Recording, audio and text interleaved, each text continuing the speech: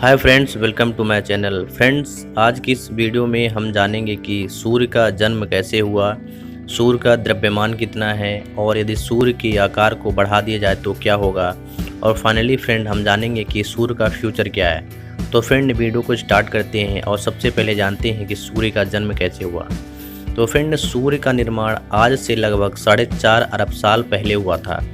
हजारों वर्ष दूर फैला महाकाय मोलिक्यूलर क्लाउड के एक बड़े हिस्से के ढह जाने से हमारे सौरमंडल की रचना हो पाई।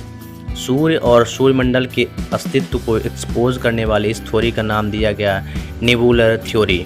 इस थ्योरी के अकॉर्डिंग उस विशाल गैस के बादल में एक या उससे अधिक सुपरनोवा जरूर रहे होंगे, जिसके कारण उस बड़े गैस के बादल के एक हिस्से के ढह जाने या बिखर जाने से उसका रॉ मटेरियल उससे अलग अलग हो गया और धीरे धीरे उस गैस के बादल का कुछ हिस्सा गति और दबाव की वजह से घूमना शुरू कर दिया और धीरे धीरे गर्म होने लगा।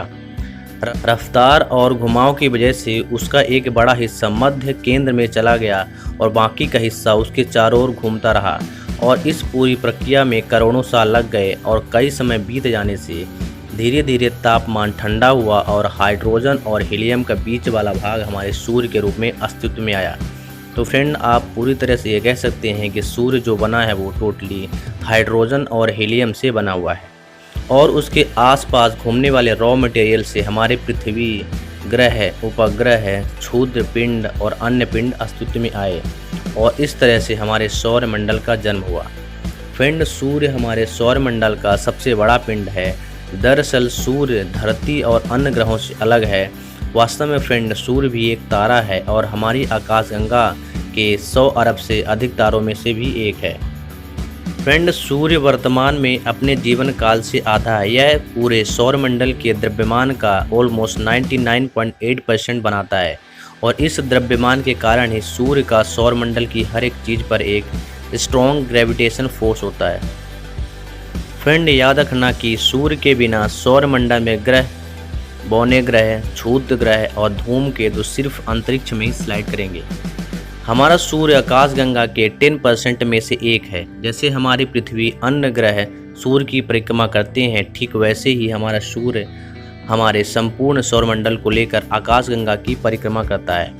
हमारे सौरमंडल के सभी ग्रहों को हमारी आकाशगंगा की परिक्रमा करने में लगभग 25 करोड़ साल लग जाते हैं। सौरमंडल में सबसे ज़्यादा द्रव्यमान हमारे सूर्य का है, जिसका व्यास 13,92,000 किलोमीटर है। सूर्य हमें देखने में भले ही इतना बड़ा ना लगता हो, लेकिन याद रखना कि सूर्य पृथ्वी से लगभग 10 लाख गुना बड़ा है, क्योंकि फ्रेंड सूर्य धरती से लगभग 15 करोड़ किलोमीटर दूर है। इतने दूर से सूर्य के प्रकाश को पृथ्वी तक पहुंचने में 8 मिनट लग जाते हैं। फ्रेंड, सूर्य मुख्य रूप से हाइड्रोजन और हीलियम से बना हुआ एक गोला है और सूर्य की सतह का निर्माण हाइड्रोजन, हीलियम, सल्फर, लोहा, oxygen, magnesium, silicon, carbon, chromium तत्वों से मिलकर बना है। सूर्य के अंदर के केंद्र ताप को कोर कहा जाता है, जिसका मैक्सिमम टेम्परेचर 15,60,000 डिग्री सेल्सियस तक होता है। तो चलिए फ्रेंड, अब जानते हैं कि सूर्य का फ्यूचर क्या होगा। फ्रेंड, 4.5 अरब साल पहले जन्मा हमारा सूर्य हर सेकेंड लगभग 6 करोड़ 57 लाख टन हाइड्रोजन को 6 करोड़ 53 लाख टन के लिए हमें ट्रांसफ़र करता है। यानी 4 लाख टन हाइड्रोजन का हीलियम में रूपांतरण नहीं होता, बल्कि हीलियम की बजाय ऊर्जा में रूपांतरण होता है और वह ऊर्जा अंतरिक्ष में चारों ओर फैल जाती है। ऐसे में सूर्य हर सेकेंड अपनी एनर्जी और फ्यूल को घुमा रहा है। लेकिन ऐसा कब तक चलेगा? इस प्रश्न का जवाब फ्रेंड यही है कि यह प्रक्रिया लगभग 5 अरब साल तक चलेगा। उसके बाद सूर्य के केंद्र का हाइड्रोजन समाप्त हो जाएगा, जिसके कारण सूर्य के केंद्र का तापमान अपनी हद को पार करेगा और धीरे धीरे उसका आकार बढ़ने लगेगा और सूर्य अपने मूल अवस्था से 100 गुना ज़्यादा बड़ा हो जाएगा। फ्रेंड, सूर्य जब हमारे पृथ्वी से 100 गुना ज़्यादा बड़ा हो जाएगा तब उसे हम रेड जाइंट कहेंगे। सूर्य के आकार के इतने बढ़ने के कारण उसका व्यास इतना बढ़ जाएगा कि बुध और शुक्र ग्रह को वो पहले ही निगल चुका होगा और तब इसके बाद बारी आएगी हमारे पृथ्वी की। लेकिन तब तक पृथ्वी पर सूरज की गर्मी का प्रभाव इतना ज़्यादा होगा कि सभी जीव जंतुओं का नाश हो चुका होगा और करोड़ों साल पश्चात सूर्य में अब हाइड्रोजन के बदले हीलियम ही बचेगा और वह हीलियम अब कार्बन में रूपांतरित होना शुरू हो जाएगा और फिर भी बढ़ता रहेगा और धीरे धीरे उसके बाहर की परत छाल की तरह उखड़कर अंतरिक्ष में बिखर जाएगी और अंत में एक गुठली जैसा आंतरिक भाग बचेगा।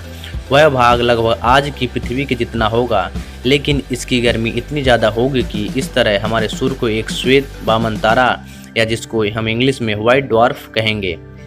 फिर धीरे धीरे वो वामन सूर्य भी अपनी ऊर्जा को खो देगा और अंत में बुझकर एक काले कोयले के समान हो जाएगा। इस तरह सारी सृष्टि का अंत करके सूर्य का भी लास्ट में अंत हो जाएगा। लेकिन फ्रेंड, इस प्रक्रिया में 5 अरब साल लग जाएंगे और तब तक ब्रह्मांड में ना जाने कितने तारे रेड जायंट का रूप ले चुके होंगे और कई तारे व्हाइट ड्वार्फ का भी रूप लेंगे।